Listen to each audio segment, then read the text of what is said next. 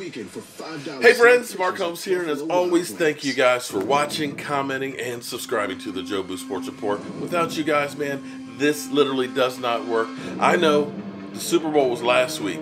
We've all gone through depression, partially because that game was so bad. I mean, that was like the worst Super Bowl ever. I mean, that was, listen, I've seen a lot of Super Bowls.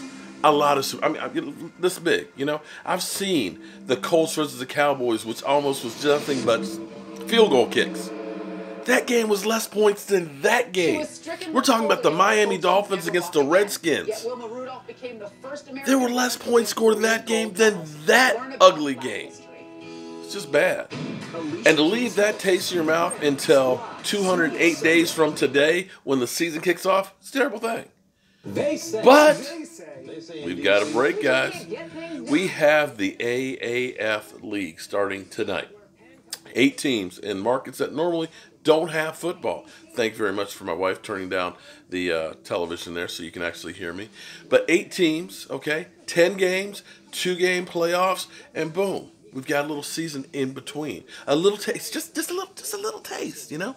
And it's kind of like the NFL realizes, just like Eddie Murphy, when he was starving and he got that cracker.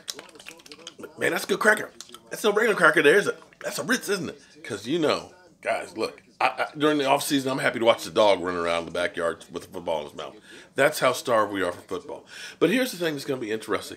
As I'm watching the pregame show that's going on right here, when you see that Bill Polian, who Jerry Jones actually wanted to have as the NFL commissioner, you know, is one of the founders of it. As you see Tiki Barber there, you see a Michael Vick, you see a Mike Martz that's coaching, or a Mike Singletary. You're seeing all of these NFL people that are working with this alliance.